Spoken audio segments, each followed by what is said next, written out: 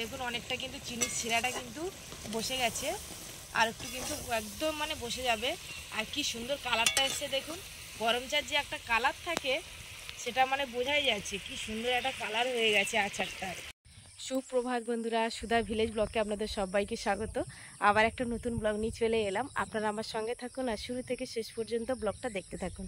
আশা করি আজকের ব্লগটা ভীষণ ভীষণ ভালো লাগবে। তো আজকের আমি একটা মানে রেসিপি দেখাবো, সেটা হলো করমচার আচার। এর আগেও কিন্তু আমি করমচার চেরি বানিয়ে দেখিয়েছি আপনাদের, তো আজকের আচার বানিয়ে দেখাবো।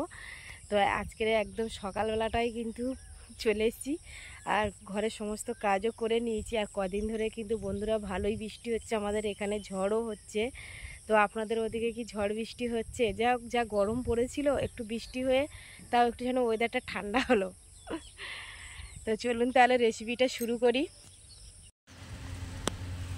দেখুন এই একটা পাকা, কি সুন্দর দেখুন, ভিতরে পেকে একদম রস টপটপ করছে। এই দেখুন দারুণ লাগে, পেকে গেলে কিন্তু খুব মিষ্টি খেতে। দেখেছেন তো আমার হাতটা পুরো লাল হয়ে গেছে, এই দেখুন।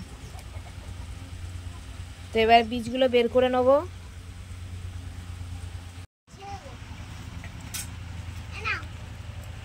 তো এই যে আমি কিন্তু বীজগুলো বের করে নিচ্ছি, এই যে করমচার ভিতরে দু টুকরো করে নিচ্ছি।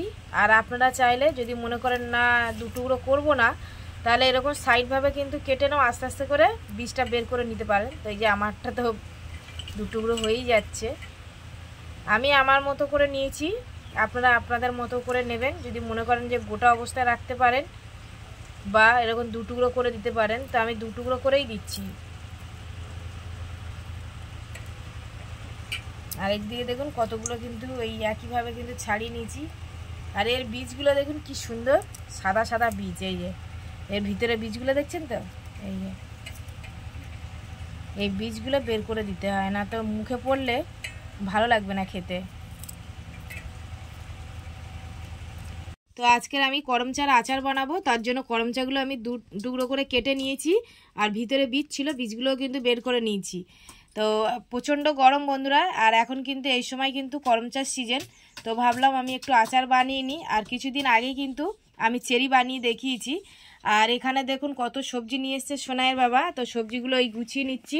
এখানে ভেন্ডি নিয়ে এসছে, ভেন্ডিগুলো দেখুন এত গরম, মানে সবে মানে কিছুক্ষণ আগেই নিয়ে এসছে সবজি, দেখুন কেরকম গাটা যেন শুকনো শুকনো লাগছে। আর এখানে নিয়ে এসছে এই যে কুঁদরি, তো ঢেলে দিয়েছি, কুঁদরিগুলো নিচে পড়ে গেছে। আর এখানে এই যে করলা নিয়ে এসছে, গরমের সময় তো তেতো টক না হলে তো ভালোই লাগবে না। আর এখানে এই বিটগুলো কিন্তু আমার মা দিয়েছে, ওদের গাছে হয়েছিল, তো বিট পাঠিয়েছে দুটো বিট। এখানটা একটু মনে কি হয়েছে, তা কেটে বাদ দিয়ে দেবো যখন রান্না করব।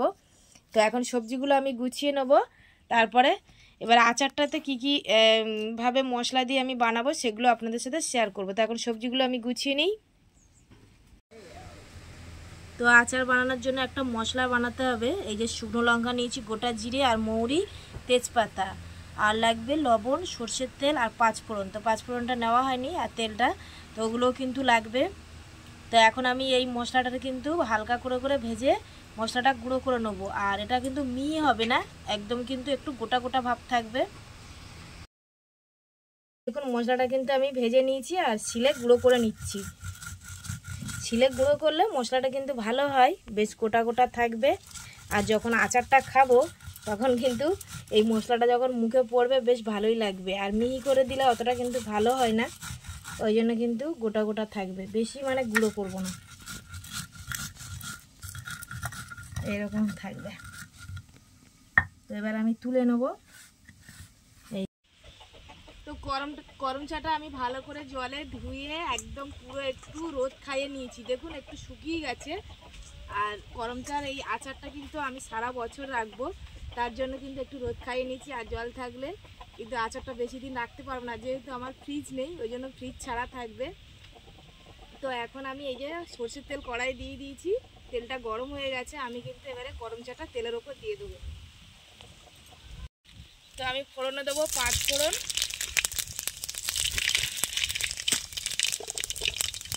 একটু তেজপাতা দিয়ে দেবো আর শুকনো লঙ্কা।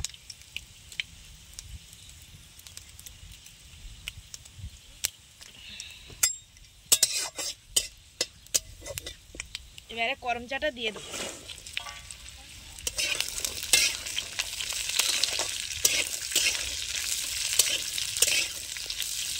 তো দিয়ে দেবো আমি লবণটা দিয়ে একটু খুন্তি দিয়ে নাড়াচাড়া করব। আর বন্ধুরা আরেকটা জিনিস দেখুন, আমার উপরে কিন্তু ছাউনি দিয়েছি, খড়ের ছাউনি দিয়ে দিয়েছি। রান্নাঘরে একটা চালা টাইপের করেছি। তো যেহেতু খোলামেলা জায়গায় আমি একটু রান্না করি, প্রচণ্ড গরম, আর আমি খোলামেলা জায়গায় রান্না করতে ভীষণ ভালো লাগে। আর উপরের ছাউনিটা দেখুন কেমন হয়েছে। বন্ধুরা উপরের ছাউনিটা কেমন হয়েছে অবশ্যই কমেন্টে জানাবেন। আর চারিদিকে খোলামেলা রেখেছি যাতে হাওয়াতে ভালোভাবে আমি এখানে মানে রান্নাটা করতে পারি। আর এমনিতে প্রচণ্ড গরম, তার জন্য আর এই ছাউনিটা দিয়েছি। কেমন হয়েছে বলুন। তো একটু হলুদ দিয়ে দেবো আমি, আর একটু লঙ্কার গুঁড়ো দেবো।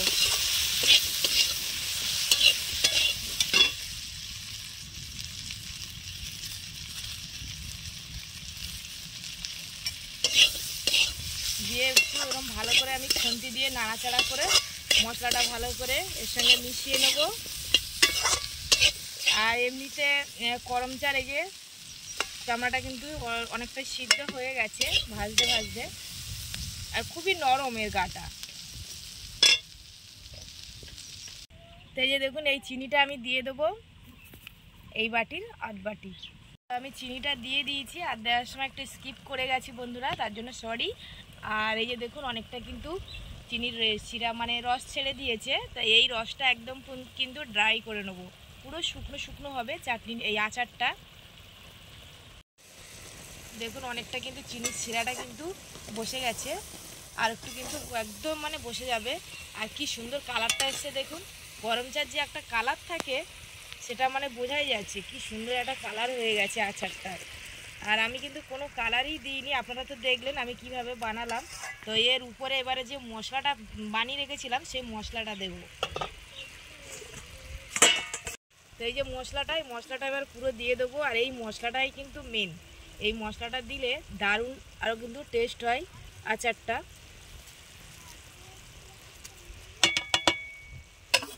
তো মশলাটা দিয়ে দিলাম, এবারে খুন্তি দিয়ে ভালো করে এইভাবে নাড়িয়ে দেবো যাতে মশলাটা সব ভালোভাবে মিশে যায়।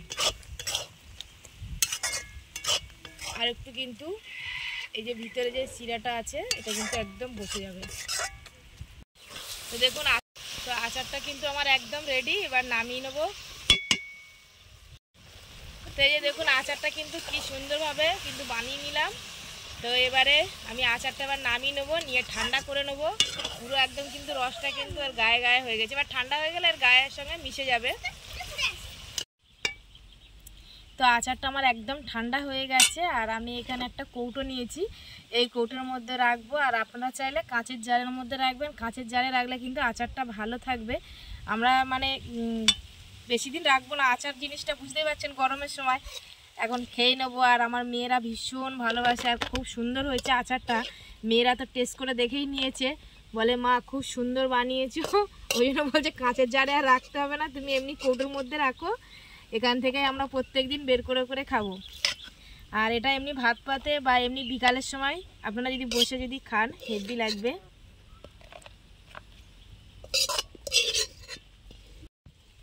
তো এই যে করমচার আচারটা আমি ভরে নিলাম, আর করমচার ক্যারামিন আচার একদম পুরো আমার রেডি।